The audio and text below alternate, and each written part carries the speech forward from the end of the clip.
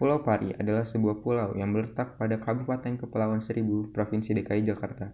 Berdasarkan sejarah, Pulau Pari awalnya merupakan tempat para nelayan dari pulau tetangganya, yaitu Pulau Tidung, yang lama-kelamaan para nelayan menetap dan tinggal di pulau ini.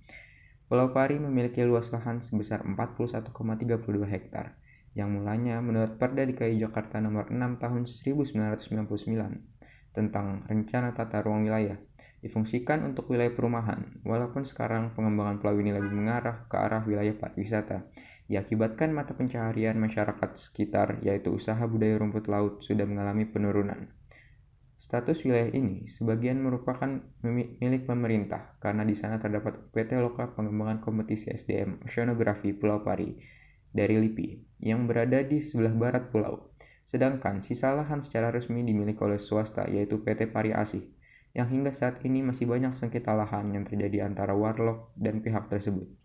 Tingkat kepadatan penduduk dengan luas wilayah sebesar 41,32 hektar. Pulau ini memiliki 4 rukun tetangga dan 1 rukun warga yang berisikan 265 keluarga. Dan Pulau Pari memiliki tingkat kepadatan penduduk kira-kira sebesar 22 jiwa per hektar. Atau tepatnya, Pulau Pari memiliki penduduk sebanyak 930 jiwa. Dengan tingkat kepadatan seperti ini, wilayah tersebut tidak dapat digolongkan menjadi daerah padat penduduk. Karena memang wilayah tersebut adalah daerah wisata alam, sebaiknya jumlah kepadatannya tidak boleh terlalu tinggi. Karena jika daerah ini memiliki kepadatan penduduk yang tinggi, akan menjadi sulit untuk pemerintah dan pihak swasta untuk mengatur kepariwisataan maupun kegiatan konservasi di daerah ini. Penyesuaian dan pengembangan lahan. Dilihat dari kondisi wilayahnya sekarang, penggunaan lahan di wilayah Pulau Pari sudah cukup untuk dikatakan optimal. Pemanfaatan lahan di sana mayoritas adalah untuk sarana pariwisata seperti hotel dan berbagai tempat wisata alam. Selain di bidang pariwisata, lahan di Pulau Pari juga dimanfaatkan untuk menjadi perumahan para warga lokal dan sarana untuk menunjang kehidupan mereka seperti sekolah dan puskesmas. Di sana juga terdapat lahan yang dimanfaatkan sebagai tempat konservasi milik pemerintah. Pertanyaannya, apakah di sana ada lahan yang dapat dikembangkan? Jawabannya mungkin ada. Tapi untuk sekarang dilihat dari kondisi di sana yang dicap sebagai tempat wisata alam, dibanding mengembangkan lahan untuk infrastruktur, lebih baik lahan dibiarkan keasliannya dan lebih baik mengembangkan sarana yang sudah ada seperti sekolah dan puskesmas di Pulau Pari. Sebagai salah satu gugusan pulau di Kepulauan Seribu yang terkenal atas rumput lautnya, masyarakat Pulau Pari juga memiliki ladang rumput laut sendiri. Akan tetapi, mengikuti dengan beralih fungsinya Pulau Pari sebagai kawasan wisata, jumlah petani dan ladang rumput laut pun juga menurun. Karena Pulau Pari merupakan pulau kecil, maka jenis vegetasi yang tumbuh di pulau ini pun juga terbatas. Di antaranya ada bakau atau mangrove, ketapang, sukun, baru laut, pandan pantai, dan pohon kelapa. Selain itu, semak-semak juga tumbuh dengan lebat di beberapa lokasi yang minim aktivitas. Pulau Pari. Pulau ini berada di tengah gugusan pulau yang berderet dari selatan ke utara perairan Jakarta. Meskipun berada di Jakarta, kualitas udara Pulau Pari Kepulauan Seribu ini cukup berbeda dengan kondisi kualitas udara di perkotaan Jakarta. Menurut data AccuWeather, kualitas udara pada tahun 2020 di Pulau Pari Kepulauan Seribu berada di angka 36 Air Quality Index, yang berarti lumayan. Kualitas udara secara umum dapat diterima bagi sebagian besar orang. Namun kelompok yang sensitif mungkin mengalami gejala ringan hingga sedang dari keterpaparan jangka panjang. Polutan yang dipantau oleh Plum Laboratorium di antaranya adalah partikulat halus atau PM2.5 dan partikulat atau PM10 dengan skala kualitas udara lumayan, kemudian ozon atau O3 dengan skala kualitas bagus sekali, nitrogen dioksida dengan skala kualitas bagus sekali, sulfur dioksida dengan skala kualitas bagus sekali, dan yang terakhir adalah karbon monoksida dengan kualitas udara bagus sekali. Dari 6 polutan yang dipantau yang berdampak pada kebersihan udara dan kesehatan, 4 diantaranya berskala kualitas udara bagus sekali, yang artinya kualitas udaranya ideal bagi sebagian besar orang, dan semua orang dapat menikmati kegiatan di luar ruangan seperti biasa. Sedangkan cuaca harian di Pulau Pari Kepulauan Seribu mencapai 29 hingga 31 derajat Celcius. Berdasarkan analisis citra satelit World View 2, menunjukkan luasan mangrove di gugusan Pulau Pari sebesar 9,3 hektar. Secara keseluruhan, persentase tutupan kanopi rata-rata sebesar 78,7%. Kondisi tersebut menunjukkan bahwa kondisi mangrove terdapat dalam tutupan yang padat, atau lebih dari 75%. Komunitas mangrove di gugusan Pulau Pari memiliki jumlah tegakan yang sangat rapat, dengan rata-rata 2.861 pohon per hektar. Adapun beberapa suku tumbuhan mangrove yang tumbuh di Pulau Pari, yaitu diantaranya suku Rhizoporaceae, Soneratiaceae, dan Avicenniaceae, dengan didominasi oleh jenis Rhizopora stylosa. Secara umum, padang lamun di Pulau Pari, Kepulauan Seribu, menunjukkan kondisi yang stabil. Setelah dilakukan pengamatan sejak 2004, luasan padang lamun di gugusan Pulau Pari mengalami peningkatan 5,2%, dengan rata-rata peningkatan per tahunnya sebesar 2,76 hektar. Hingga saat survei terbaru, yaitu 2016, menunjukkan bahwa padang lamun di Kepulauan Pari memiliki luasan sebesar 272,94 hektar. Adapun jenis lamun yang mendominasi Pulau Pari adalah jenis Thalassia hemperisi.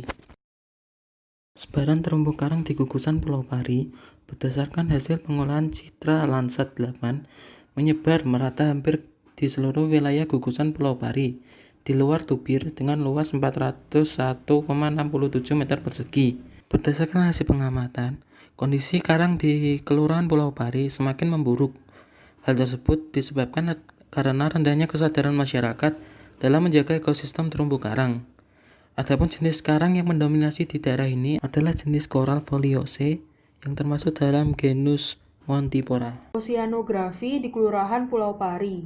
Yang pertama adalah gelombang laut. Gelombang laut di Pulau Pari dikategorikan sebagai smooth sea dengan tinggi gelombang signifikan 0,16 sampai 0,51 meter dan periode 2 sampai 4 detik. Yang kedua, arus laut.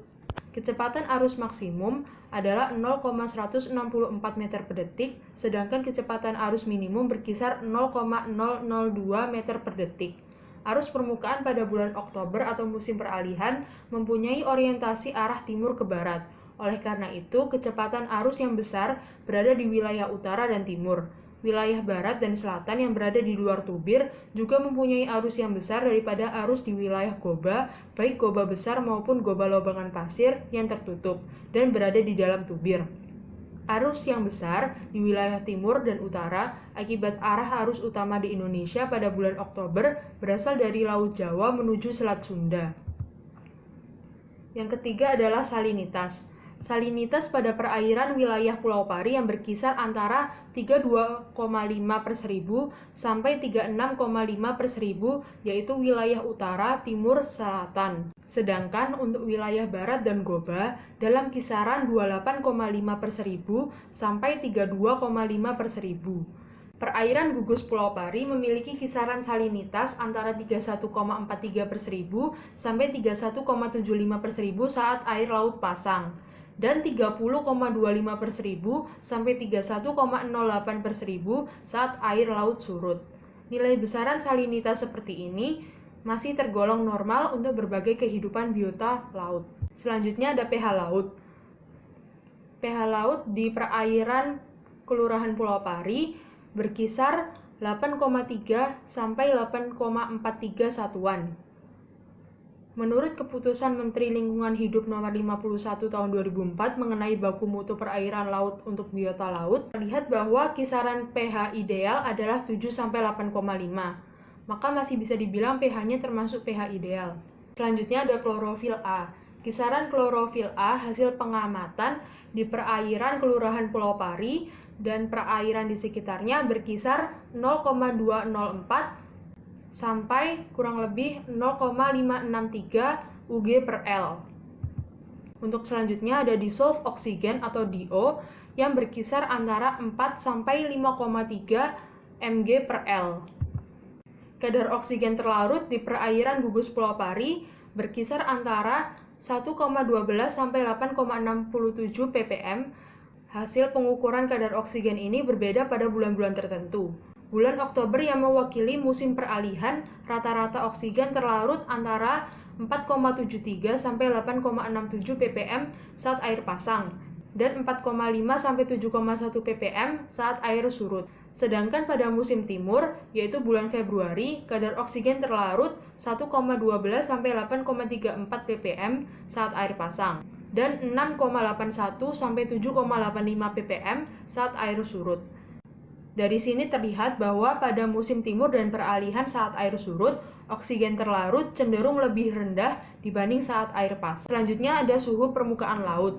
Sebaran suhu permukaan di perairan Kelurahan Pulau Pari lebih variatif. Wilayah selatan sampai barat mempunyai kisaran suhu 30,2 derajat Celcius sampai 31,3 derajat Celcius. Sedangkan di wilayah timur sampai utara dan sebagian wilayah barat, suhunya berkisar antara 29 derajat Celcius sampai 30,2 derajat Celcius. Suhu temperatur air permukaan perairan Pulau Pari pada saat air pasang berkisar antara 28,03 derajat Celcius sampai 29,30 derajat Celcius dan pada saat surut berkisar antara 29,2 derajat Celcius sampai 30 derajat Celcius. Selanjutnya ada kecerahan. Tingkat kecerahan tertinggi dari setiap wilayah berada pada wilayah utara, sedangkan tingkat kecerahan terendah ada pada wilayah goba atau laguna lobangan pasir. Nilai intensitas cahaya rata-rata mencapai 0,801 CD atau candela sampai 120,869 CD. Pemanfaatan sumber daya hayati laut, terutama sumber daya ikan, menjadi sumber utama penghidupan sebagian besar masyarakat yang tinggal di Kepulauan Seribu, khususnya Pulau Pari. Ikan pelagis, ikan karang, ikan hias, dan biota laut lainnya merupakan target penangkapan para nelayan Kepulauan Seribu. Di Pulau Pari, aktivitas penangkapan cenderung terkonsentrasi di perairan bagian selatan. Jenis sumber daya ikan yang dominan di perairan gugusan Pulau Pari adalah kelompok ikan baronang, kakak tua, dan ekor kuning. Selain perikanan tangkap di Pulau Pari, juga ada perikanan budidaya, salah satunya budidaya ikan demersal seperti ikan kerapu pada keramba jaring apung. Perairan Kepulauan Seribu merupakan perairan dangkal dengan kedalaman perairan rata-rata hanya 50 meter. Di sekitar pantai kedalamannya antara 3 sampai 10 meter. Berenang di Pulau Pari adalah salah satu hal menarik yang dapat dilakukan oleh pengunjung, di mana tingkat kedalaman dari pantai di sana juga dapat terlihat dengan mudah. Jika air laut bergradasi putih dan hijau toska, kedalamannya masih sekitar 1 hingga 2 meter saja. Namun jika mulai berwarna biru tua, itu artinya mempunyai kedalaman 2 hingga 5 meter.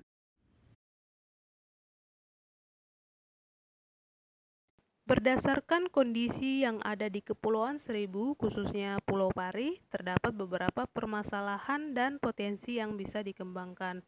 Untuk masalahnya yaitu mata pencarian, usaha rumput laut mengalami penurunan, khususnya di Pulau Pari, dan masih terjadi sengketa lahan antar warga setempat, dan tumbuhan bakau masih terbatas. Untuk potensi yang bisa dikembangkan yaitu diperlukan adanya optimalisasi untuk menjaga ekosistem pesisir, yaitu padang lamun dan karang. Karena daerah tersebut termasuk kawasan wisata, bisa dikembangkan lagi sektor pariwisatanya. Dan terdapat lahan yang bisa dikembangkan namun tetap menjaga keasliannya. Dan diperlukan adanya optimalisasi tumbuhan bakau di Pulau Pari.